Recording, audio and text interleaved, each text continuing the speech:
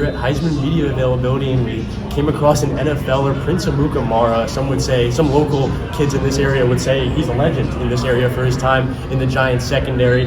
First of all, what are you doing here today? How are you doing? Yeah, no, definitely excited to be here at the Heisman Ceremony. I hit up Mr. Henning for credentials. I actually have a kids YouTube educational and entertainment show called Mr. A Adventures. We hit on sports, nutrition, and education, and so trying to cover some content for the kids. And where can everyone find that? On Mr. A Adventures on YouTube, all social media outlets, Instagram, TikTok, we're everywhere. So what kind of inspired you to start this channel? Yeah, so I have, since retiring, I had triplets, and so I already had 2 kids, and so just seeing what my kids watch on YouTube, and just me just having a passion for the next generation and nutrition and performance, it was a great fit, and it's been awesome so far, the response, and I'm excited to see where it's going. And taking it back on the field a little bit, obviously you've done this transition, you're one of very few to do this transition of college into the NFL. Maybe not necessarily advice, but what things in hindsight would you maybe do differently in that process that these guys are going through now? Yeah, I think one big thing is definitely have just a great community, so the right people in your circle, because there's going to be a lot of adversity, whether you're the best player or whether you're the worst player. There's going to be a lot of adversity as soon as you walk into the league, so you want to make sure that your community or your circle is pretty tight. And then another thing would be is just finding that routine. In college, you're kind of regimented, you have a routine, you have school, you have film, you have workouts, you have all this. But when you're professional, I mean, everything is up to you. No one's telling you to come to meetings, no one's waking you up, no one's holding your hand. And if you miss it, what they do is they find you, and if they keep finding you, then they cut you. So you want to make sure you just stay on top of all that.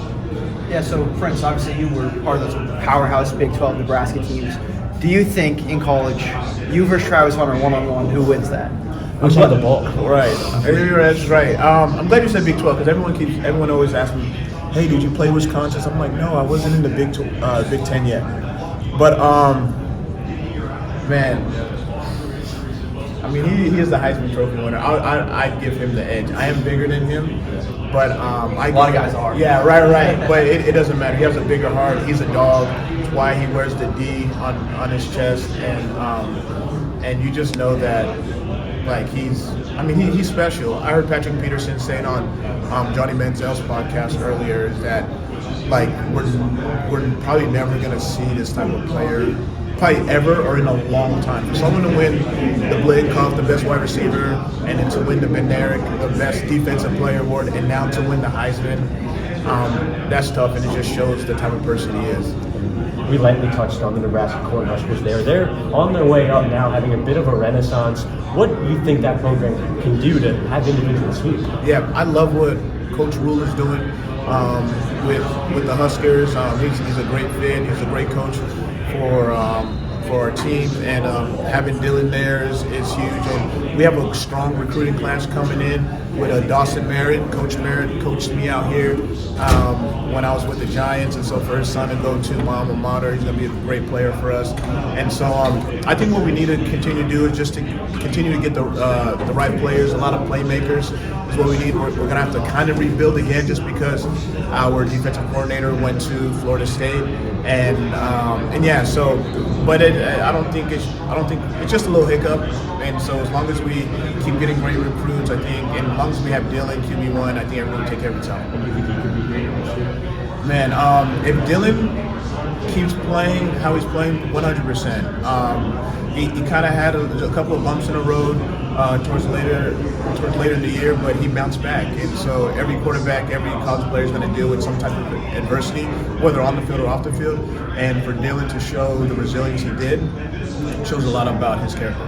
Absolutely, and we saw it against this Colorado team and the Heisman Award winner. That I love that game. I was there at that game. That environment must have been. I was at that game last year in Colorado when they kind of steamrolled us, and then so for me to be at the game this year, it was the game I circled on my calendar, and I think that game was a wake-up call for Colorado because from that point on they just went on a tear, and they were destroying teams. And me and my friends always have discussions. Like, do you think this later year Colorado team could beat Nebraska if they were to play again? And I'm not going to answer that.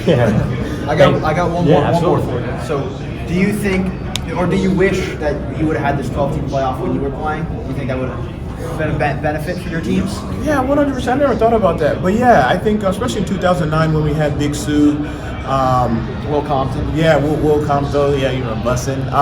Yeah, when we had that strong defensive team, 100%. We took Texas, the Longhorns, down to the wire in the Big 12 championship.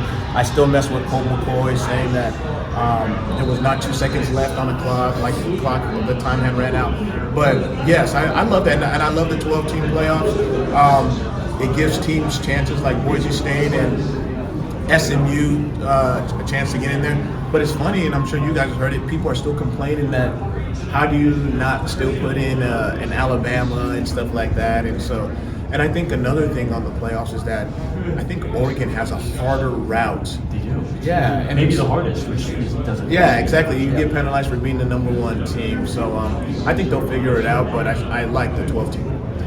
Prince Amukamara, thank you so much for catching up with us live from the Marquee Hotel. Check out his Big A adventures everywhere, and yeah, from the Heisman Ceremony.